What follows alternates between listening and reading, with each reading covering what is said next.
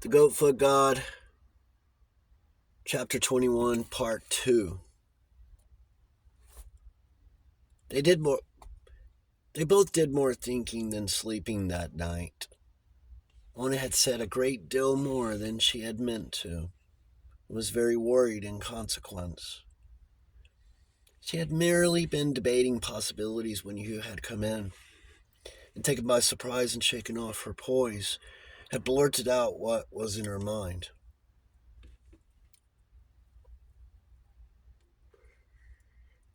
She could not understand herself. At the best of times, she was a silent, reserved person, and on this occasion, when she was decidedly uneasy and had by no means arrived at any conclusion or decision, she could not understand why she had committed herself so rashly, and she had said so much that was impossible to take back. You had been started off on a line of ideas that would bear fruit in the near future, if she were not very much mistaken.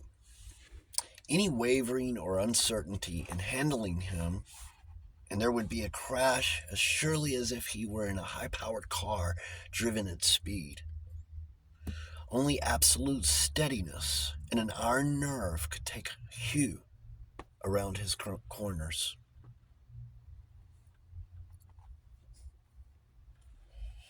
Hugh's suggestion of marriage she did not take seriously.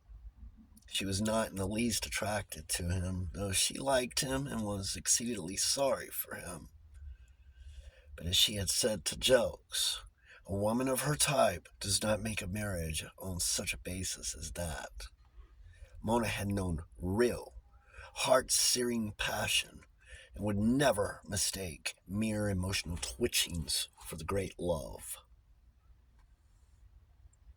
She was old enough, disillusioned enough to consider the possibility of marrying for the sake of a home. But she felt perfectly certain that Hugh,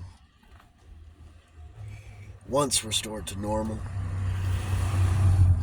will return to the flesh pots of Egypt, as Jokes had repeatedly declared.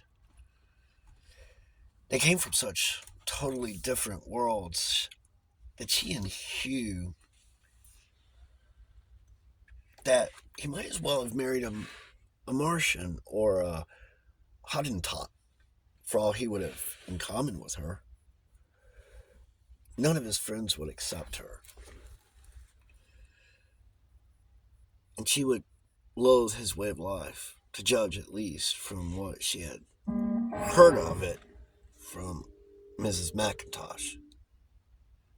She could not play bridge. She had not a notion how to give a dinner party or even how to attend one. And as for a weekend at a country house, it would be the death of her. She could neither dress nor walk nor talk as did the women of his world, and her dignity was a thing that Mona valued highly. She would not willingly expose herself to the criticisms of butlers and ladies' maids and all the folk who know a great deal more about the gentry than the gentry know about themselves. She had seen enough of the world to know that a man of Hugh's watery, impressionable, oversensitive type will cling to any hand held out to him when in trouble. But once the trouble is over, will shake that hand very warmly in thanks and then let go of it. Mona asked herself how it had come about that she, who considered herself the least impressionable of women, and who from bitter past experience dreaded emotional entanglements as blunt, a burnt child dreads fire, should have let herself in for this schmozzle with Hugh. She cast her mind back to the scene as she had sat in the gathering dusk over the fire, and remembered that She had not been thinking of Ambrosius at all at the moment, nor even of Hugh directly, but of the dream of Greece, about which Hugh had told her, and of the sun-drenched hillside above the sea, where he had followed a woman clad in a fawn skin, who had had her carriage and walk. Mona, who was well read in modern psychology, knew at once what Hugh's subconscious had up and said in that dream. But she also knew that a scene as this had been a favorite fantasy of hers all through her childhood and girlhood. As a child, she had daydreamed of racing over sun-warmed rocks beside a boy comrade, clad in the short Spartan tunic she had seen in her book of Greek legends. As she grew older, the fantasy had grown more romantic, and it was the pursuit of the lover, not the hand-in-hand running of comrades, that she fantasized. Later, when jokes introduced her to the knowledge of the ancient mysteries and what was taught at Eleusis, what was taught at Eleusis, the fantasy took on yet another content. She visualized herself as the Maenad, adoring Dionysus, giver of ecstasy, and following the beautiful god over the mountains in the frenzied running dance. There were times when Mona had taken off her shoes and stockings and danced on the dew-soaked turf. She, who could not dance the modern nigger-inspired ballroom dances, had a rhythmic movement of her own and an inner singing to accompany it. And sometimes, when she was certain of solitude, she had given way to it. No one had ever seen her, not even jokes, and she would have flown like a Maenad at any one who spied upon her. There was another dance she knew, the dance of the priestesses of the sea goddess, whereby the moon is invoked, but she had never dared to try that. It was odd that Hugh should have had the same fantasy in his dream, and yet not inexplicable. There was no need to look for an esoteric explanation. Hugh had had the usual public school smattering of the classics, and images of ancient Greece and Rome would be lying latent in his mind. No, she must not take the shared fantasy of indicative twin soulry or any such tosh. That was merely asking for trouble. It was quite a tricky enough business, even when handled impersonally, and utterly impossible if she let her feelings in any way become involved. Remembering Hugh's reactions in his dream, in the face of Ambrosius when he appeared in the upper room of the museum, Mona considered the possibility of some fairly drastic experiences before they had got Hugh safely onto his feet and returned from whence he came. Remembering Freud's dictum that cure proceeds via transference, she faced the possibility of having to become Hugh's mistress for a time, and being a modern maiden, concluded that it wouldn't kill her if she had to. Thanks to the ministrations of Malthus, unpleasant consequences were highly improbable, and Mona cared nothing for conventions and had her own ideas, on the subject of morals. She was not a sensual woman, and no passing attraction had any power to stir her senses to flashpoint. She would have sooner put her last shilling in the gas and her head in the gas oven than sell herself for money, however great her need. But she would give herself for love freely, and under whatever conditions she saw fit. And oddly enough, she would also give herself out of pity if the need were great enough. And though she would have agreed, and in fact asserted that she was unconventional, she would not have admitted that she was immoral. She would have considered that term much more applicable to the woman who claims all the assets of marriage and doesn't give false value for money. Such being Mona's immoral attitude, she contemplated the handling of Hugh in a pure clinical spirit. Hugh, for his part, stood in front of his low-pitched window with his hands in his pockets staring out into the moonlight hour after hour, totally unconscious of the lapse of time. At first, his head was in such a whirl that he could only see pictures and could not think at all.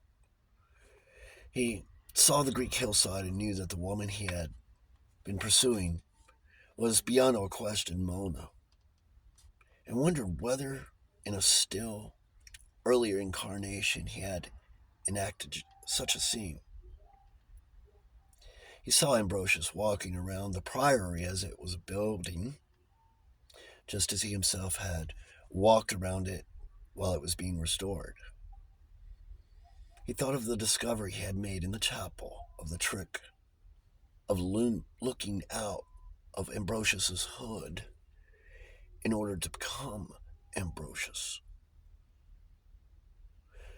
This checked the flight of his imagination and gave him a cold feeling all down his spine.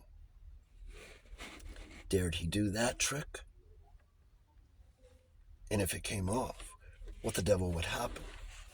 He did not care two pence about what happened to himself. The thing that worried him was what he might do to Mona Wilton. Scare her into the middle of next week and offend her beyond repair?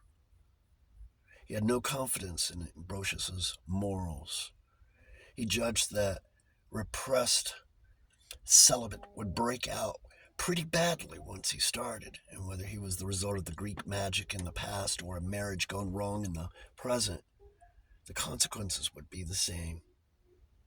You flunked the responsibility of evoking Ambrosius. Finally, he went to bed, very bothered and depleted, fed up, dreamt unhappy dreams about his mother and the person he now thought of as his first wife.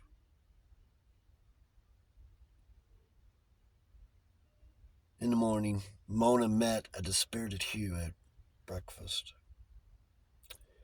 and could have shaken him for the way in which his moods veered with the wind.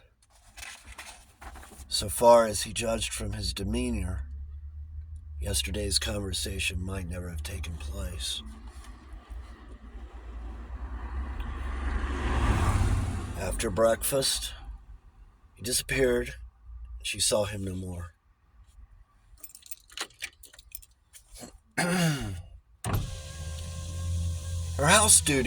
Her household duties concluded. She took a notebook and measuring rod and set out to plan the garden she intended to make inside the courtyard of the old farmhouse. There should also, she thought, be a wide, double, herbaceous border leading from the west door out across the pasture to the fir wood, bordering the faint track that led thither and that was a favorite sunset stroll. There could be no question of stately hollyhocks and regal definiums, definiums, royal, no, regal delphiniums in the shallow, stony soil upon the chalk, but gray, aromatic things such as sea lavender, an old man's beard, goat's rue and thrift, flowering sage, scarlet and blue, and southern wood and rosemary. It was hot in the bright spring sunshine, and Mona wished she had departed from her usual custom and put on a hat.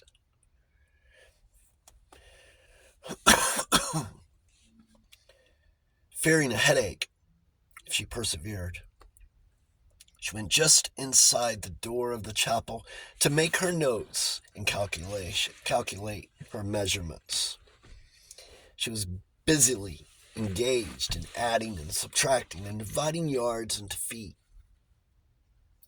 when there stole over her a feeling that she was not alone. She glanced uneasily over her shoulder, cross with herself for being so nervous, and saw Hugh standing bolt upright and motionless in the center of the crude zodiac on the tessellated pavement of the sanctuary. She had not noticed him when she came in because her eyes had been too dazzled by the outside glare to see anything in the semi-darkness of the chapel. She wondered how long he had stood like this, and whether he had been there ever since breakfast, for he was so rigid and immobile that it looked as if he would stand forever. She half turned on the stove ledge on which she was seated and gave herself over to watching him. That motionless, absorbed figure produced a very queer feeling as one watched it. She wondered whether it were Ambrosius or Hugh, or a blend of the two. For some reason she could not define, inclined to the latter idea. He stood in the center of the circle of the zodiac, his feet in a smaller circle, which contained the signs of the four elements of earth, air, fire, and water. And the compartments formed by the radii of the signs were small holes into which Mona knew the signs representing the 7 planets could be fitted accordingly to the manner in which they stood in their heavenly houses as the wheel of the skies revolved. He was standing in the exact center of the symbolic representation of the universe, and Mona thought that she had never believed it possible that any living being could be so absolutely alone. All her irritation with Hugh vanished. He was the watery type, under the presidency of the moon and Aquarius. It was his nature to be attentive to the wavering images reflected by moonlight on water.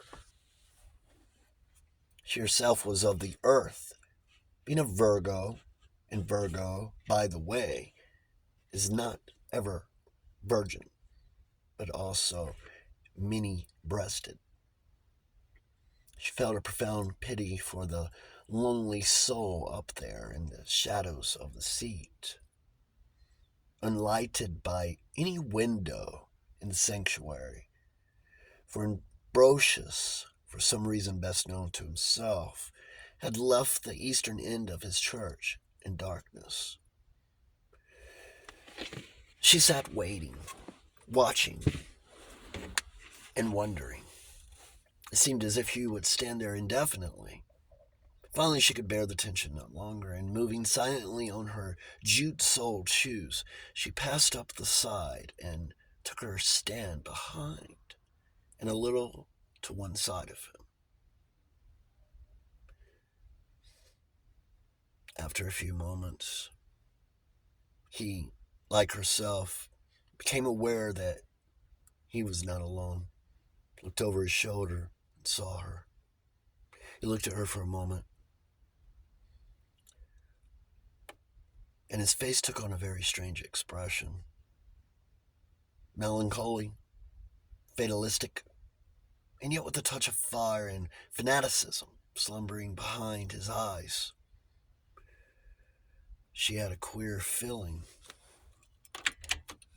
that more than one pair of eyes were looking out from under Hugh's rather heavy lids. They looked at each other without speaking. Speech was impossible.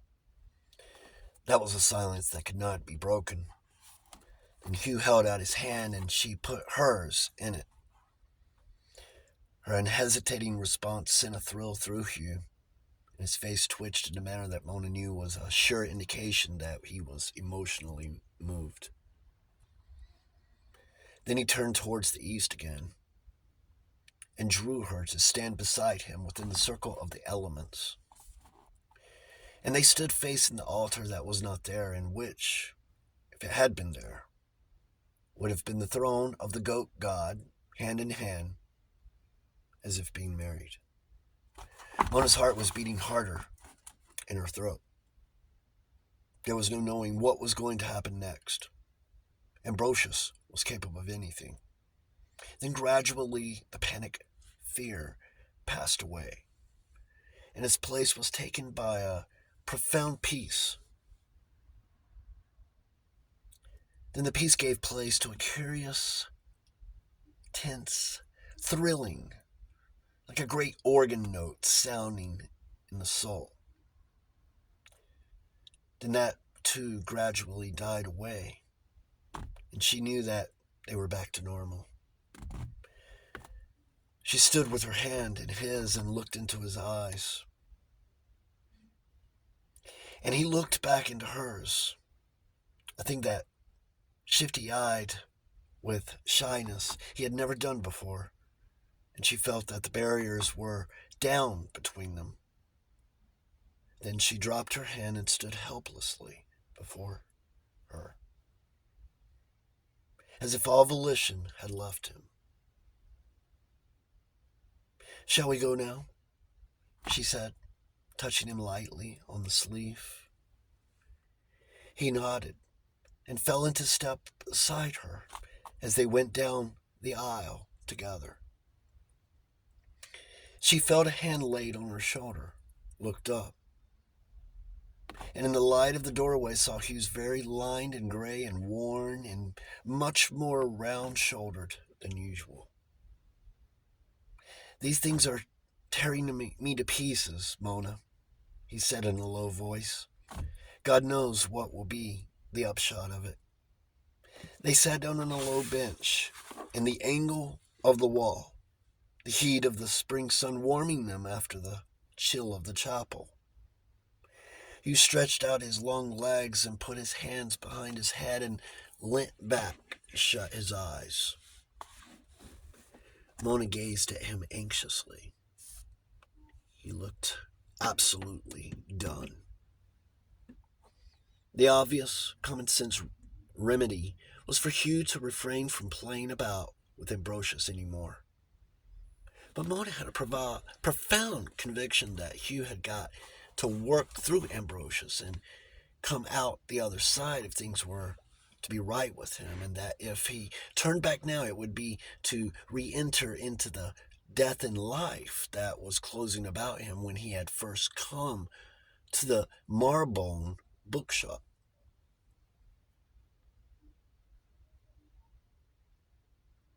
At that moment, they heard a footstep on the gravel.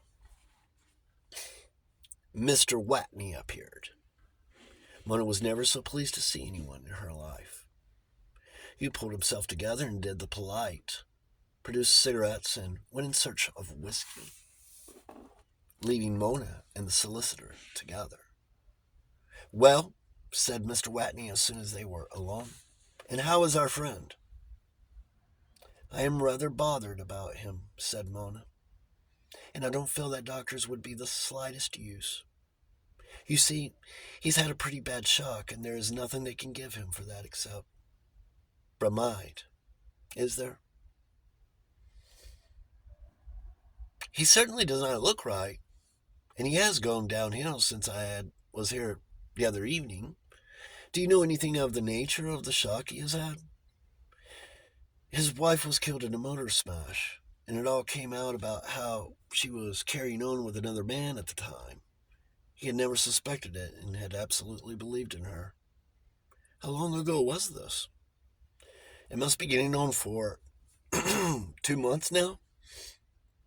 Then I do not think that was the cause of the trouble, for he was not fond of her. How do you know? Because he is obviously very much in love with you. Mona was too worried to make the indignant repudiation, which is the usual reply to such a charge.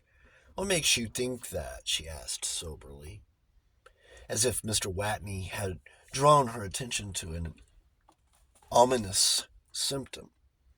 He looked at her sharply over his spectacles. Hadn't you seen that for yourself?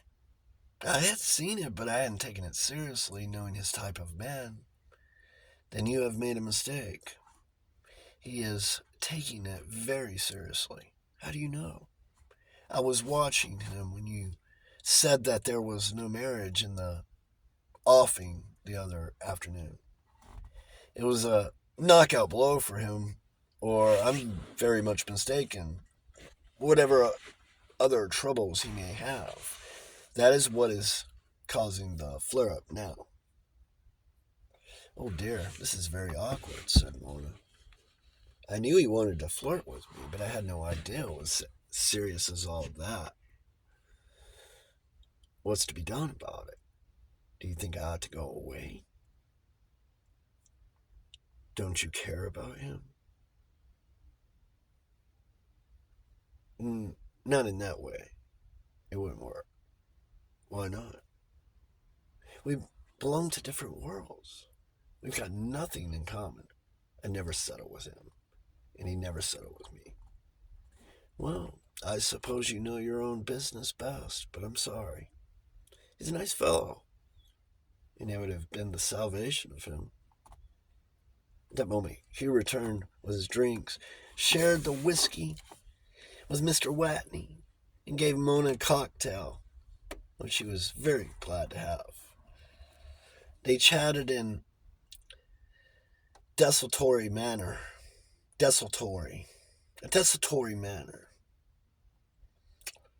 Hugh invited Mr. Watney to lunch, which invitation was accepted, and Mona fled to see if there were enough food. It would never have entered Hugh's head to raise that point before issuing an invitation. The moment she had turned the corner, Hugh's manner changed. I want to make a new will, he said abruptly. Do you? Said the solicitor, wondering what was afoot now.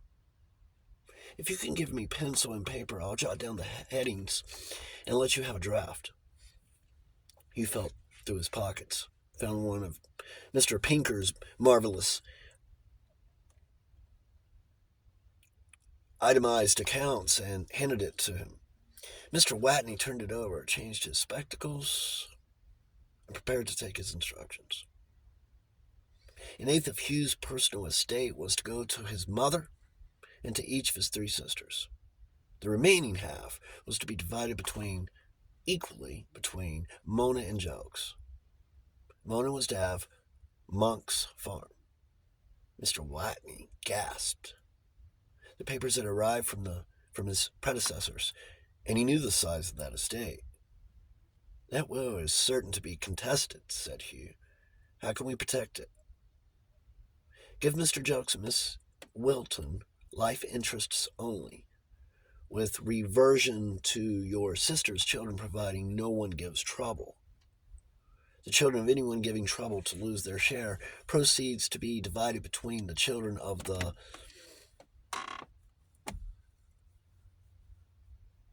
legatees. Yeah, the children of the legatees who don't give trouble. Then they'll all cut each other's throats. That'll keep them quiet.